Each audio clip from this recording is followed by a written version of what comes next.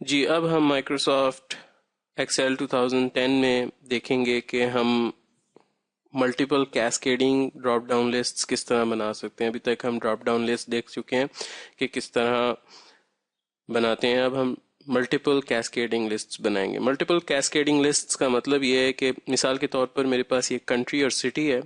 यहाँ पर मैं मुख्तलिफ कंट्रीज है मेरे पास और मैं उसमें से कंट्री सिलेक्ट करना चाहता हूँ। जब मैं कंट्री सिलेक्ट करूँ तो मैं चाहता हूँ कि यहाँ पर नीचे जो है उस कंट्री की जो कोरस्पॉन्डिंग सिटीज़ हैं वो इस ड्रॉप डाउन लिस्ट में आए ताकि मैं उनमें से सिलेक्ट कर सकूं।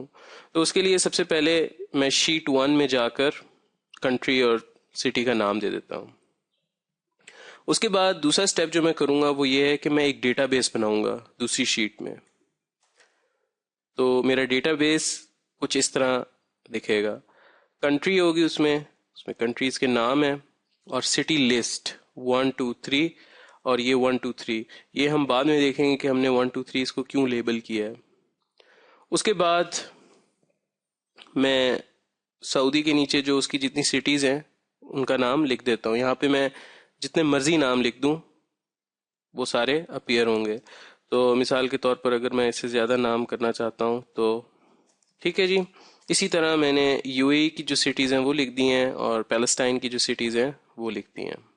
अच्छा, अब मुझे इन सिटीज़ के लिए सोर्स लिस्ट्स बनानी पड़ेंगी और उसके लिए मुझे नेम मैनेजर का टूल इस्तेमाल करना पड़ेगा, यानी कि नाम उनके डिफाइन करने पड़ेंगे। तो उसके लिए सबसे पहले आप और फार्मूला टैब में जाने के बाद नेम मैनेजर पर क्लिक कीजिए। नेम मैनेजर पर जब आप क्लिक करेंगे तो न्यू की ऑप्शन होगी आपके पास। आप यहाँ से जाकर न्यू कीजिए और आप यहाँ से जाकर न्यू कीजिए। जब आप न्यू करेंगे जो कंट्री का नाम होगा वो लिखा हुआ आ जाएगा। यहाँ पर आप स्कोप वर्कबुक रहने दीजिए, कमेंट अगर देना चाहें तो दे दें वरना रहने दें। और उसके बाद यहाँ पर आप उसकी रेंज जो है सिटीज़ की वो सिलेक्ट कर लें पैलेस्टाइन के लिए और उसके बाद ओके कर दीजिए। जब आप ओके करेंगे तो ये सारे ऐड हो जाएंगे इसके अंदर नेम मैनेजर के अंदर, यानी कि पैलेस्टाइन रेफर करता है अल-कुद्स और बाकी जो उसके अंदर शहर हैं सऊदीया रेफर करता है, यानी कि ये इसका सेट बन जाएगा, डेटाबेस बन जाएगा उनका।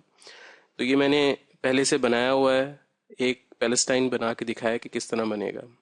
उसके बाद आप इसको क्लोज कीजिए, अपनी फर्स्ट शीट में जाइए। यहाँ पर आप क्लिक कीजिए सऊदी पे और डेटा पर क्लिक कीजिए।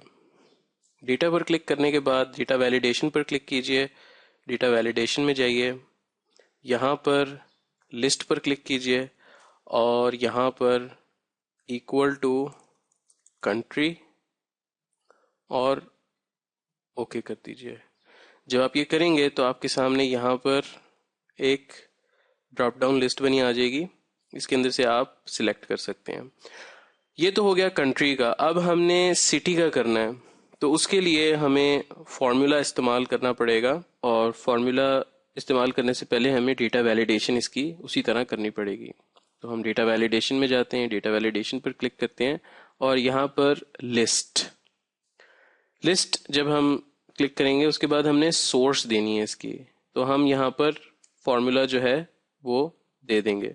फॉर्मूला जो है चूज का है और वर्टिकल लुकअप का है, क्योंकि मैं वर्टिकली लुकअप करना चाहता हूँ कंट्री और सिटी को, और वो जो 1 2 3 था वो यहाँ पर two false logical value check करेगा।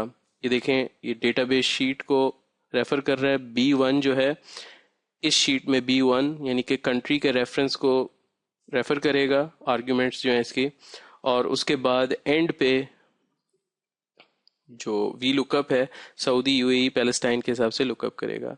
इसके बाद मैं ओके कर देता हूँ। तो जब मैं ओके करता हूँ तो इसकी ड्रॉप डाउन लिस्ट बनी हुई आ जाती है। तो जब मैं यहाँ पर ये फॉर्मूला दूंगा तो उसके बाद आप देखेंगे कि ड्रॉप डाउन लिस्ट जो है वो चेंज हो जाएगी उसी हिसाब से। यूएई की सिटीज़ डिस्प्ले होंगी, सऊदी की सिटीज़ अब इस ड्रॉप डाउन लिस्ट में डिस्प्ले होंगी। तो ये है तरीक़ा माइक्रोसॉफ्ट एक्सेल 2010 में मल्टीपल कैस्केडिंग लिस्ट्स क्रिएट करने का।